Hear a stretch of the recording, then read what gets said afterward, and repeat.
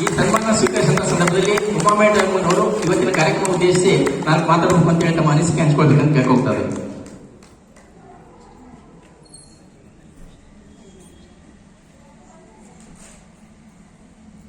Hello, ನಾನು ಈ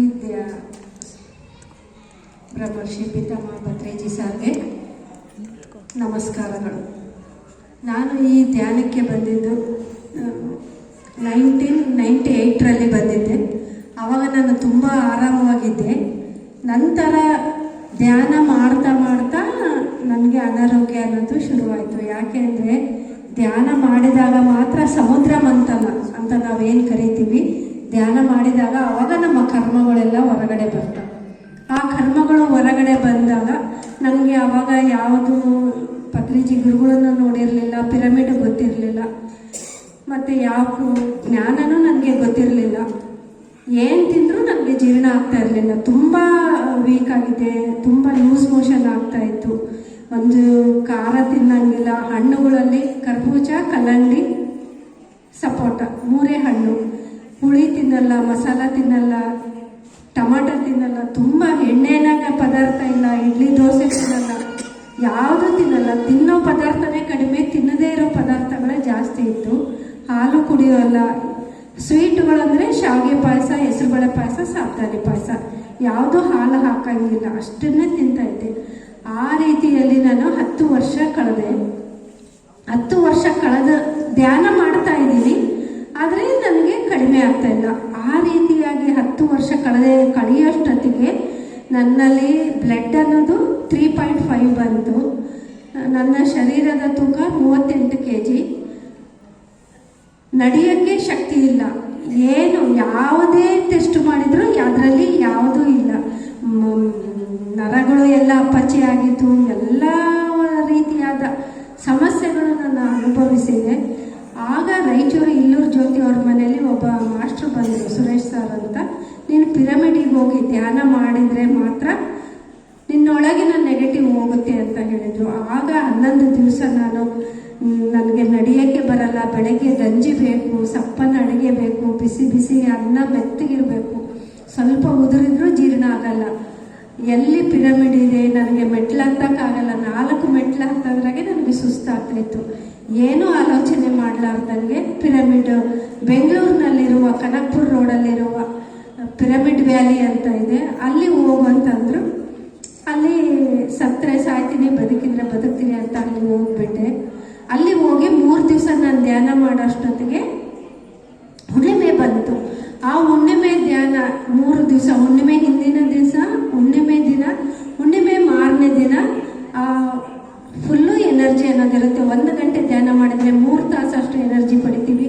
3 ತಾಸು ಮಾಡಿದರೆ 3 3 9 9 3 27 ಈ ರೀತಿಯಾಗಿ ನಮ್ಮ ಧ್ಯಾನದ ಶಕ್ತಿ ಜಾಸ್ತಿ ಆಗ್ತಾ ಹೋಗುತ್ತೆ. ಆಗ ನಾನು ಒಂದೊಂದು ದಿನನೂ 15 ತಾಸು ಧ್ಯಾನ ಮಾಡಿದೆ, ಹಗಲು ರಾತ್ರಿ ಎಲ್ಲ ಸೇರಿ 15 ತಾಸು ಧ್ಯಾನ ಮಾಡೋದ್ರಲ್ಲಿ 3 ದಿನದಲ್ಲಿ 405 ಗಂಟೆಗಳ ಧ್ಯಾನದ ಶಕ್ತಿಯನ್ನು ಪಡ್ಕೊಂಡೆ. ನಾನು ದಿನಾ ಗಂಜಿ 10 ವರ್ಷನೂ ಗಂಜಿ ಇಲ್ಲ ಎಳ್ನೀರು ಬೆಳಗಿನ ಟಿಫನ್ ಅಂದರೆ ಅಷ್ಟೇ ಕುಡಿತಾ ಇದ್ದೆ. ಅವಾಗ ಕುಡಿಯುವಾಗೆಲ್ಲ ನನಗೆ ಯಾರೋ ಕಣ್ಣು ಬಿಟ್ಟಿದ್ದಾರೆ, ನಾನು ತಿನ್ನಕ್ಕಾಗ್ಲಾರ್ದಂಗೆ ಮಾಡಿದ್ದಾರೆ, ನಾನು ಎಲ್ಲರಿಗೂ ಬಂದವ್ರಿಗೆಲ್ಲ ಊಟ ಕೊಡ್ತೀನಿ, ನಾನು ಬಂದವ್ರಿಗೆಲ್ಲ ನೋಡ್ಕೊತೀನಿ ಅಂತ ಎಲ್ಲರಿಗೂ ಬೈಕೊಂತ ಗಂಜಿ ಕುಡಿತಾ ಇದೆ. ಆದರೆ ಆ ಪಿರಮಿಡಿಗೆ ಹೋಗಿದ್ದಾಗ ಸುರೇಶ್ ಸರ್ ಹೇಳಿದ್ರು, ಎಲ್ಲರಿಗೂ ಸಾರಿ ಥ್ಯಾಂಕ್ಸ್ ಹೇಳ್ಕೊತ ನೀನು ಧ್ಯಾನ ಮಾಡು ಅಂತ. ಆ ಸಾರಿ ಥ್ಯಾಂಕ್ಸ್ ಹೇಳ್ಕೊತ ನಾನು ಧ್ಯಾನ ಮಾಡಿದೆ. ಹುಣ್ಣಿಮೆ ಬಂತು. ಹುಣ್ಣಿಮೆ 3 ದಿನ ಧ್ಯಾನ ಮಾಡೋಷ್ಟೊತ್ತಿಗೆ ನನ್ನೊಳಗಿನ ನೆಗೆಟಿವ್ ಎಲ್ಲ ಹೋಯ್ತು. 1 ದಿನ ನನ್ನೊಳಗಿನ ನೆಗೆಟಿವ್ ಎಲ್ಲ ಹೋಯ್ತು. 2 ಕೈಯಿಂದ ಕೈ ಹಿಡಿದು ಹಿಂಗ ಗುಂಜಿದಂಗ ಆಗ್ತಾಯಿತ್ತು. ಆ ರೀತಿಯಾಗಿ ಎಲ್ಲ ಹೋಗಿದ್ದ ನಂತರ ನನಗೆ ಎನರ್ಜಿ ಅನ್ನೋದು ಬರೋದಕ್ಕೆ ಶುರುವಾಯಿತು. ಅದಕ್ಕೋಸ್ಕರ ನಾವು ಧ್ಯಾನ ಮಾಡುವಾಗ ಯಾವುದೇ ಭಾಗದಲ್ಲಿ ನೋವಾದರೆ ಕಣ್ಣನ್ನು ಮಾತ್ರ ನಾವು ತೆಗಿಬಾರ್ದು. ಕಣ್ಣು ಮುಚ್ಚಿಕೊಂಡು ಎಷ್ಟೊತ್ತು ತಡೆಯೋಕ್ಕಾಗುತ್ತೋ ಅಷ್ಟೊತ್ತು ತಡೆದಾಗ ನಮ್ಮ ಆರೋಗ್ಯ ಅನ್ನೋದು ಸಂಪೂರ್ಣ ನಾವು ಪಡೆಯೋದಕ್ಕೆ ಸಾಧ್ಯ ಆಗುತ್ತೆ. ಆ ನಂತರ 3 ದಿನ ಹುಣ್ಣಿಮೆ ಕಳೆದ ತಕ್ಷಣ ಆಗ 10 ವರ್ಷನೂ ನಾನು ಆಯುರ್ವೇದ ಮತ್ತು ಹೋಮಿಯೋಪತಿ ಮೆಡಿಸನ್ ತಗೋತಾ ಇದ್ದೆ. ಅಲೋಪತಿ ಮೆಡಿಸನ್ ತಗೊಂಡ್ರೆ ನನಗೆ ಆಗ್ತಾ ಇರಲಿಲ್ಲ. ಆ ಅಲೋಪತಿ ಮೆಡಿಸನ್ನಿಂದ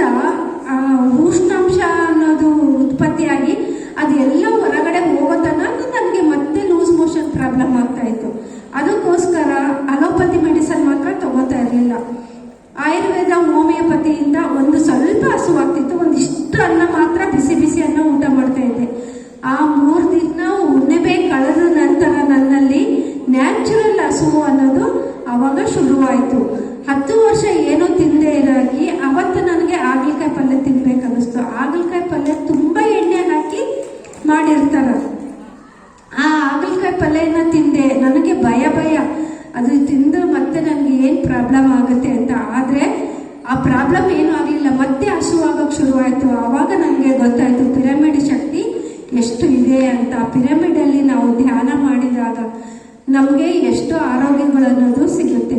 ಆಗ ಮತ್ತೆ ಒಂದು ದಿನ ಇಡ್ಲಿ ತಿಂದೆ, ಇನ್ನೊಂದು ದಿನ ದೋಸೆ ತಿಂದೆ, ಇನ್ನೊಂದು ದಿನ ಪೂರಿ ತಿಂದೆ, ಇನ್ನೊಂದು ದಿನ ಮಿರ್ಚಿ ಸಹಿತ ತಿಂದೆ. ಮಿರ್ಚಿ ಅಂದರೆ ಒಳಗಿನ ಮೆಣಸಿನ್ಕಾಯಿ ತಿಂದಿಲ್ಲ, ಹೊರಗಡೆನ ಹಿಟ್ಟು ಮಾತ್ರ ತಿಂದೆ. ಆ ನಂತರ ಮನೆಗೆ ಬಂದಾಗ 6 ತಿಂಗಳು ಅದೇ ರೀತಿಯಾಗಿ ನನಗೆ ಎನರ್ಜಿ ಇರ್ತಾ ಇತ್ತು. ಬೆಳಗ್ಗೆ ತಿಂಡಿ ತಿನ್ನಬೇಕು, ಮತ್ತೆ ಧ್ಯಾನ ಮಾಡಬೇಕು, ಮಧ್ಯಾಹ್ನ ಊಟ ಮಾಡಬೇಕು, ಮತ್ತೆ ಧ್ಯಾನ ಮಾಡಬೇಕು, ರಾತ್ರಿ ಊಟ ಮಾಡಬೇಕು, ಮತ್ತೆ ಧ್ಯಾನ ಮಾಡಬೇಕು. ಮತ್ತೆ ಧ್ಯಾನ ಕೂತ್ಕೊಂಡಾಗ ಕೂತ್ಕೊಂಡ್ರೆಗಿನ ಆ ಪಿರಮಿಡಲ್ಲಿ ಹೆಂಗೆ ನನಗೆ ಎನರ್ಜಿ ಬರ್ತಾ ಇತ್ತು ಆ ರೀತಿಯಾಗಿ ಎನರ್ಜಿ ಅನ್ನೋದು ಬರ್ತಾನೇ ಇತ್ತು. 6 ತಿಂಗಳ ತನಕ. ಅದಕ್ಕೋಸ್ಕರ ಯಾರಿಗೆ ಏನೇ ಕಾಯಿಲೆ ಇದ್ರೂ ಯಾರು ಭಯ ಪಡುವ ಅವಶ್ಯಕತೆ ಅನ್ನೋದು ಇಲ್ಲ. ಒಂದು 11 ದಿವಸ ಆಗಲಿ 21 ದಿವಸ ಆಗಲಿ ನಾವು ಸಾಧನೆ ಪಿರಮಿಡ್ಗಳಲ್ಲಿ ನಾವು ಧ್ಯಾನ ಮಾಡಿದಾಗ ಆ ಶಕ್ತಿಯನ್ನು ನಾವು ಪಡ್ಕೊಂಡಾಗ, ಮತ್ತೆ ಎಲ್ಲರಿಗೂ ಸ್ವಾರಿ ಥ್ಯಾಂಕ್ಸ್ ಅಂತ ಹೇಳಿದಾಗ ನಾವು ಎಲ್ಲವನ್ನೂ ಗುಣಪಡಿಸಿಕೊಳ್ಳುವಂಥ ಶಕ್ತಿ ಇದೆ. ಸಾಧನೆ ಮಾತ್ರ ನಾವು ಜಾಸ್ತಿ ಮಾಡ್ತಾ ಹೋಗಬೇಕು. ಅಷ್ಟು ನನಗೆ ಆರಾಮಾಯಿತು. ಆದರೆ ಇನ್ನೂ ಖಾರ ಮಾತ್ರ ತಿಂತಾ ಇರಲಿಲ್ಲ. ಆಗ ಧ್ಯಾನ ಮಹಾಚಕ್ರ ಅಂತ ಬಂತು. ಹೈದರಾಬಾದಲ್ಲಿ ಕಡ್ತಾಲ್ ಅನ್ನೋ ಪ್ಲೇಸ್ನಲ್ಲಿ ಡಿಸೆಂಬರ್ 21ರಿಂದ 31 ತನಕ ನಡೆಯುತ್ತೆ. ಆ ಒಂದು ಧ್ಯಾನ ಮಹಾಚಕ್ರಕ್ಕೆ ಎಲ್ಲರೂ ನೀವು ಹೋಗಿದ್ದಾಗ ಅಲ್ಲಿ ಎಲ್ಲ ಮೇಲಿನ ಲೋಕದ ಮಾಸ್ಟರ್ಸ್ ಎಲ್ಲ ಬಂದು ನಮ್ಮ ಜೊತೆಗೆ ಇರ್ತಾರೆ, ನಮಗೆಲ್ಲ ಎನರ್ಜಿಯನ್ನು ಕೊಡ್ತಾರೆ. ಅಲ್ಲಿ 10 ದಿವಸ ನಾನು ಧ್ಯಾನ ಮಾಡಿ, ಫಸ್ಟ್ನೇ ವರ್ಷ ಎಲ್ಲ ಸಪ್ಪನ ಅಡುಗೆನೇ ಊಟ ಮಾಡಿದೆ. 2ನೇ ವರ್ಷ ಸ್ವಲ್ಪ ಒಣಖಾರ ಹಾಕಿದ್ದು ಊಟ ಮಾಡಿದೆ. 3ನೇ ವರ್ಷ ಮಾತ್ರ ಸಂಪೂರ್ಣ ಒಣಖಾರ ಹಾಕಿದ್ದ ಅಡುಗೆನ ಊಟ ಮಾಡಿದ ನಂತರ 3 ವರ್ಷದ ನಂತರ ನಾನು ಮನೆಯಲ್ಲಿ ಖಾರ ತಿನ್ನೋದಕ್ಕೆ ಸಾಧ್ಯ ಆಯಿತು. ಈಗ ನೋಡ್ರಿ, ನನಗೆ ಅಜೀರ್ಣ ಸಮಸ್ಯೆ ಇತ್ತು. ಅಂದರೆ ನಾವು ಎಲ್ಲದಕ್ಕೂ ಎಲ್ಲರನ್ನೂ ಬೈಕೊಂತ ಇರ್ತೀವಿ. ಆದರೆ ಅಜೀರ್ಣ ಸಮಸ್ಯೆ ಯಾಕೆ ಬಂತು? ಇದು ಶಿಕ್ಷೆ ಅಲ್ಲ, ಇದು ಒಂದು ಶಿಕ್ಷಣ. ನಾವು ಗತ ಜನ್ಮದಲ್ಲಿ ಆಹಾರದ ಮೇಲೆ ಎಷ್ಟು ಒಂದು ಅಹಂಕಾರವನ್ನು ತೋರಿಸಿರ್ತೀವಿ. ನಮಗೆ ಜಾಸ್ತಿ ಎಲ್ಲ ಇದ್ದಾಗ ಅದ್ರ ಬೆಲೆ ಅನ್ನೋದು ಗೊತ್ತಾಗೋದಿಲ್ಲ. ಒಂದು ಅತ್ತೆ ಮನೆಗೆ ಹೋಗಿರ್ತೀವಿ, ಅವ್ರ ಮನೆ ಅಡುಗೆ ಪದ್ಧತಿ ಬೇರೆ ಇರುತ್ತೆ, ನಮ್ಮ ಮನೆ ಅಡುಗೆ ಪದ್ಧತಿ ಬೇರೆ ಇರುತ್ತೆ. ಇದನ್ನು ಊಟ ಮಾಡು, ಅದನ್ನು ಊಟ ಮಾಡು ಅಂದರೆ ಇಲ್ಲ, ನಾವು ನಮ್ಮ ಮನೆಯಲ್ಲಿ ಇದೇ ರೀತಿ ಊಟ ಮಾಡ್ತೀವಿ, ಬಿಸಿದೇ ಊಟ ಮಾಡ್ತೀವಿ, ಹಿಂಗೇ ದೋಸೆ ಇರಬೇಕು, ಹಿಂಗೇ ರೊಟ್ಟಿ ಇರಬೇಕು ಅಂತ ಎಷ್ಟು ದಿಮಾಕ್ ಮಾಡಿರ್ತೀವಲ್ಲ. ಆ ದಿಮಾಕ್ ಮಾಡಿದ್ದಕ್ಕೂ ನಮಗೆ ಈ ಜನ್ಮದಲ್ಲಿ ಅನ್ನ ಅನ್ನೋದು ಸಿಗೋದಿಲ್ಲ. ನಂತರ ನಾವು ನಾನ್-ವೆಜ್ ಗತ ಜನ್ಮದಲ್ಲಿ ನಾನ್-ವೆಜ್ ತಿಂದ್ರೂ ಈ ಜನ್ಮದಲ್ಲಿ ಜೀರ್ಣಕ್ರಿಯೆ ಅನ್ನೋದು ಚೆನ್ನಾಗಿ ಕೆಲಸ ಮಾಡೋದಿಲ್ಲ.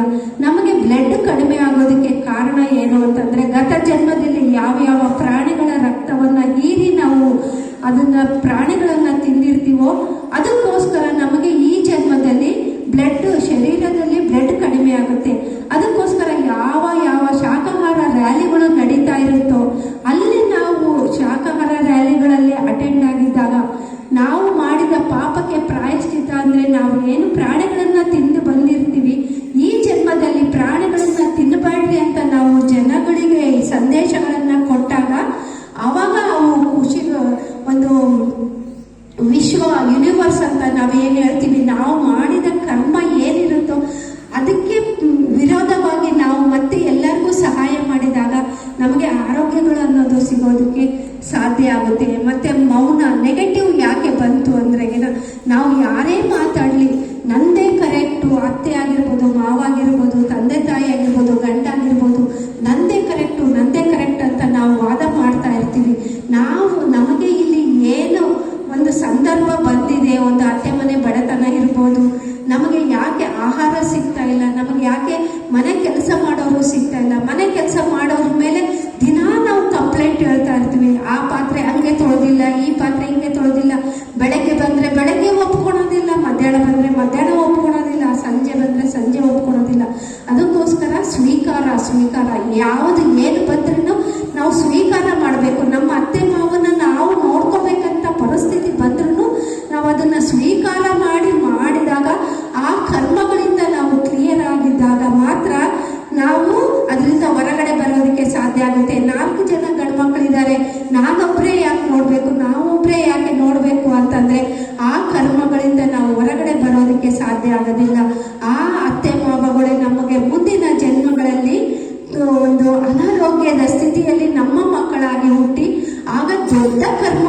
ನಾವು ಅನುಭವಿಸ್ಬೇಕಾಗುತ್ತೆ. ಅದಕ್ಕೋಸ್ಕರ ಯಾವುದೇ ಬಂದಿರಲಿ, ನಮಗೆ ನೋಡ್ರಿ ಎಲ್ಲ ಅನುಕೂಲತೆಗಳು ಇರುತ್ತೆ. ಗ್ಯಾಸ್ ಇದೆ, ಕುಕ್ಕರ್ ಇದೆ, ಮನೆಯಲ್ಲಿ ಕೆಲಸ ಮಾಡೋರಿದ್ದಾರೆ, ನಮಗೆ ಮಕ್ಕಳು ಸಣ್ಣ ಮಕ್ಕಳಿದ್ದಾವೆ, ನಮಗೆ ಕೆಲಸ ಮಾಡೋಕ್ಕಾಗೋದಿಲ್ಲ ಅನ್ನುವ ದಿಮಾಕ್ ನಾವು ಗತ ಜನ್ಮದಲ್ಲಿ ಮಾಡಿದಾಗ ಈ ಜನ್ಮದಲ್ಲಿ ನಾವು ಯಾವುದನ್ನ ಅನುಭವಿಸ್ಬೇಕಾಗುತ್ತೆ ಅಂದ್ರೆ, ನಮ್ಮ ಮನೆಯಲ್ಲಿ ಆವಾಗ ಅತ್ತೆನೂ ಹೆಲ್ಪ್ ಮಾಡಲ್ಲ, ಅತ್ತೆನೂ ಸುಮ್ಮನೆ ಕೂತ್ಕೊಂಡ್ಬಿಡ್ತಾರ, ಮನೆ ಕೆಲಸದವರು ಇರೋದಿಲ್ಲ, ಆಹಾರ ಪದಾರ್ಥಗಳು ಸರಿಯಾಗಿರೋದಿಲ್ಲ, ಕಟ್ಟಿಗೆ ಒಲೆ ಮೇಲೆ ಅಡುಗೆ ಮಾಡಬೇಕಾಗುತ್ತೆ.